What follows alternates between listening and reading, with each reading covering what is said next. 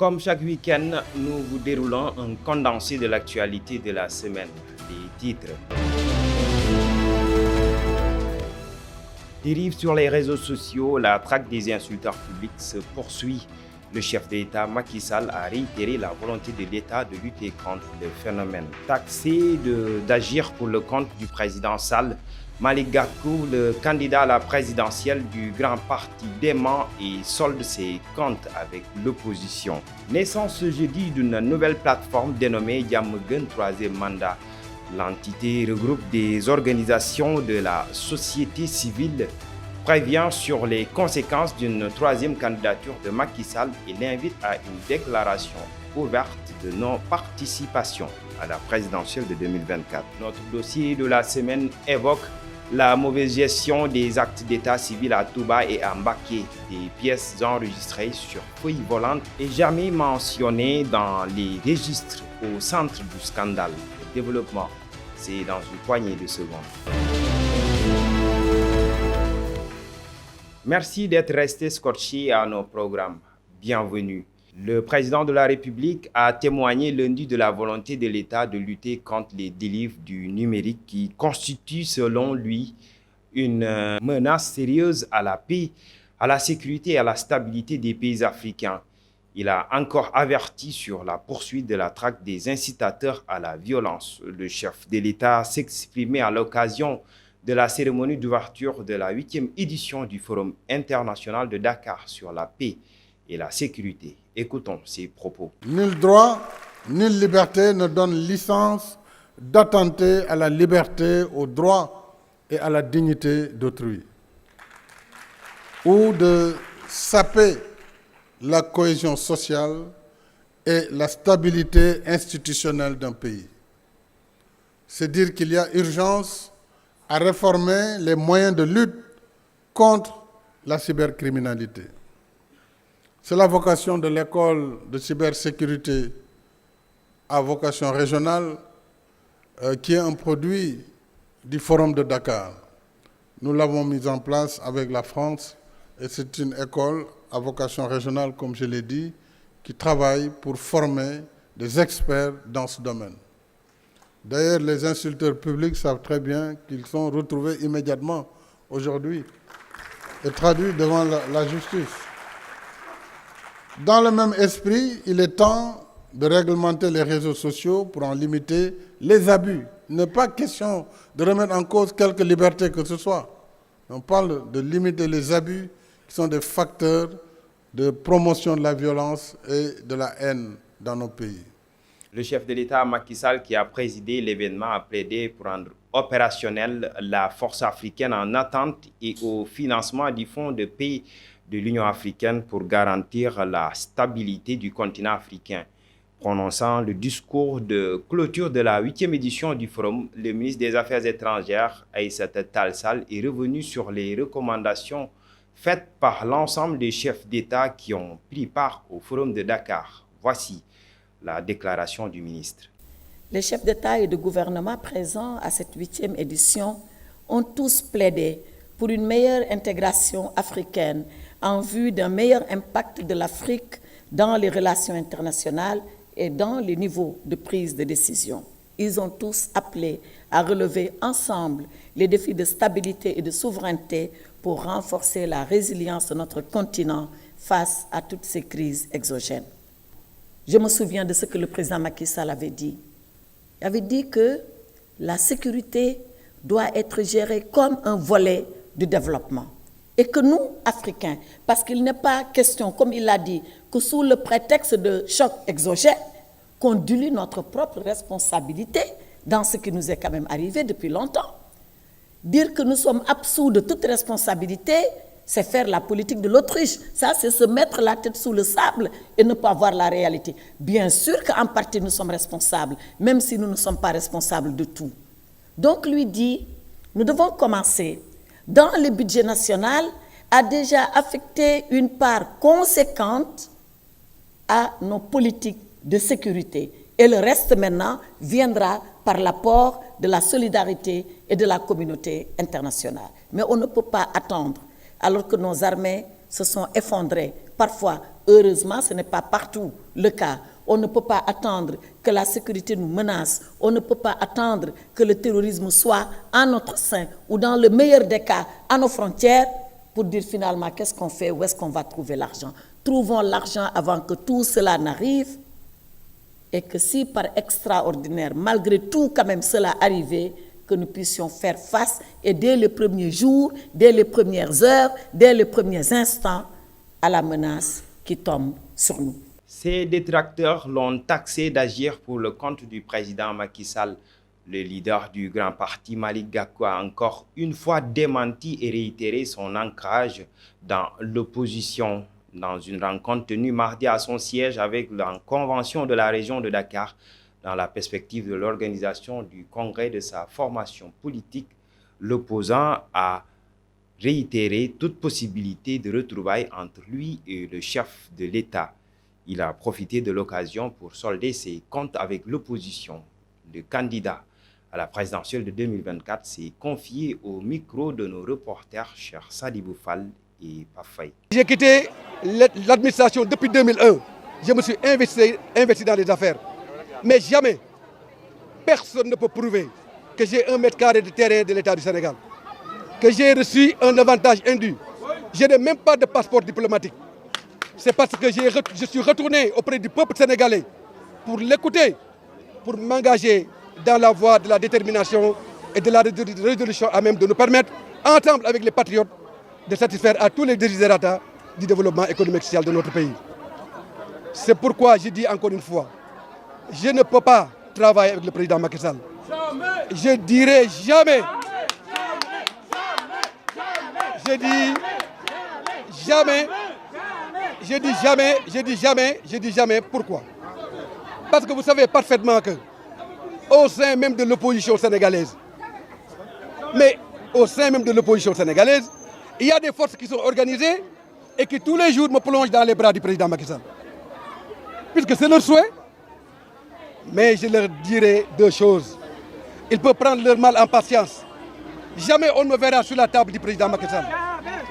Puisque moi, je suis un patriote, je suis un Sénégalais qui croit en ce pays-là. Et aux valeurs intrinsèques et aux valeurs cardinales de la nation sénégalaise.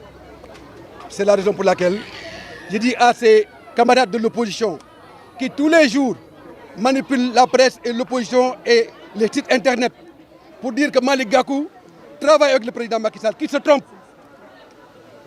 Nous devons nous concentrer sur l'essentiel, sur notre cible principale qui est le président Macky Sall. Des mouvements citoyens ont lancé jeudi la plateforme Diamaguène 3e mandat qui signifie littéralement que la paix prime sur une 3e candidature du président Sall. C'est une plateforme qui vise à prévenir une situation d'instabilité dans le pays. En conférence de presse, la plateforme a invité le président Sall à surseoir à toute intention de briguer un nouveau mandat présidentiel. Y en a marre, le M23 Africa Jom Affectivistes sont entre autres les mouvements citoyens qui composent l'organisation. Aliou Sané et Mohamed Mbodj ont parlé en leur nom. Il y a eu un comité, un groupe de citoyens de la société civile qui a pris l'initiative de mettre en place cette plateforme citoyenne Diamaguène 3e mandat. Son nom parle de lui-même. Et l'objectif, c'est de dogale mbir yi. Dogale mbir yi, c'est une initiative préventive qui vise à s'adresser au président Macky Sall pour faire en sorte qu'on ne tombe pas encore dans les travers qu'on a connus. Et c'est une initiative qui est lancée, qui va être lancée aujourd'hui et qui est ouverte à tous les citoyens sénégalais, de quelque bord qu'ils soient. Parce que la question dont la problématique dont il est question transcende les appartenances. Partout en Afrique, les conséquences d'un forcing pour les 3e mandats ont été particulièrement tragiques et lourdes pour les populations. C'est pourquoi, Monsieur le Président, nous, citoyens, tenons à éviter à notre pays un scénario de chaos. Pour nous éviter une telle catastrophe, dont les conséquences pourraient être encore plus dramatiques que le bilan 2012, nous vous invitons, Monsieur le Président, à faire une déclaration ouverte pour lever toute équivoque et installer définitivement le Sénégal dans des conditions de sérénité, de paix et de stabilité durable. Et notre dossier de la semaine nous amène à l'état civil de Touba et de Mbacké où la gestion des registres dénote un scandale et cela depuis plus de 24 ans. Des documents partis en fumée ou engloutis dans les eaux pluviales, des pièces d'état civil enregistrées sur feuilles volantes et jamais mentionnées dans les registres, des extraits de naissance dont les numéros sont déjà attribués sont entre autres les mots que souffre l'état civil. Le dossier est signé Moustapha Mbaye, notre correspondant à Touba. Le plus grave, c'est purement juridique. Un jugement qui a été rendu par un juge en bonne et due forme s'impose à tout le monde, sauf si on fait des voies de recours contre ce jugement. Amul autorité tey boo xam ne nii administrative ab àttekat génn ab àtte ne la lii maa ko àtte def ko jëfandikoo ko nga teg ko fee kooku également c'est en violation des textes da nga jalgati jugement nag nit ki bu ko àttee ku ci d'accord man def appel ñu dem cour d'appel dem cour suprême mooy voie de recours yi ma wax waaye toog sa bureau kese ma indi extrait boo xam ci jugement lañ ko defaree nga ne non jugement la du ma ko jël kooku moom jaaduwut te it du loo xamante ne nii sukkandiku nañ ko ci loi man nag ci loi laay wax ci article laay wax moom laa jàng képp ko xam ne ni daal yaa ngi gis jugement extrait bu ñu defee jugement systématiquement rek nga rejeté ko amu mënoo ma wax benn base légale boo koy teg parce que benn base légale rek lañ am muy loi de 72 bi amaatul beneen loi bu ko soppi wala bu ko didi kon leneen luñ ko ci sukkandiku xëy na kon lu ay nit waxtaane ci seen règlement intérieur la wala seen ay dogalu kilifa te amul dogalu kilifa bu mën a violer loi. Nous en venons à présent aux nominations de la semaine. Le secrétaire général sortant du syndicat autonome des enseignants du moyen secondaire, Seurou Sène, a été nommé lundi conseil spécial du chef de l'État. À l'issue du conseil des ministres de ce mercredi également, Monsieur Ousmane Gueye, magistrat, est nommé secrétaire général du ministère de la microfinance et de l'économie sociale et solidaire en remplacement de Monsieur Cheikh Ndiaye appelé à d'autres fonctions. Madame Mam Ndiaye, administrateur civil, est nommée secrétaire générale du ministère des collectivités territoriales, de l'aménagement et du développement des territoires en remplacement de Monsieur Étienne Turpin, admis à faire valoir ses droits à une pension de retraite. Monsieur Souleymane Barkaba, expert en sciences de l'éducation, est nommé président du conseil d'administration de l'Office des lacs et des cours d'eau, en remplacement de Monsieur Abdourahmane Sow. Monsieur Mohamed Hussein, inspecteur de l'éducation populaire, de la jeunesse et des sports, est nommé directeur de l'administration générale et de l'équipement au ministère de la microfinance et de l'économie sociale et solidaire en remplacement à Monsieur El Hadji Amadou Ndiaye, appelé à d'autres fonctions. C'est cette information qui ferme la page de l'actualité nationale. Place à l'actualité internationale en brève et en images. Au Burkina Faso, une attaque terroriste perpétrée en début de semaine a fait 28 morts, dont 10 militaires. La base du 14e régiment interarmé de Djibo est au centre de cette attaque meurtrière, selon les précisions du chef d'état-major des armées burkinabé. Il faut également souligner que le pays a formé son nouveau gouvernement piloté par Apollinaire Joachim Kielem de Tambeda, qui a été nommé Premier ministre. 23 ministres, dont 3 militaires choisis par le président de la transition, composent la liste officialisée mardi 25 octobre.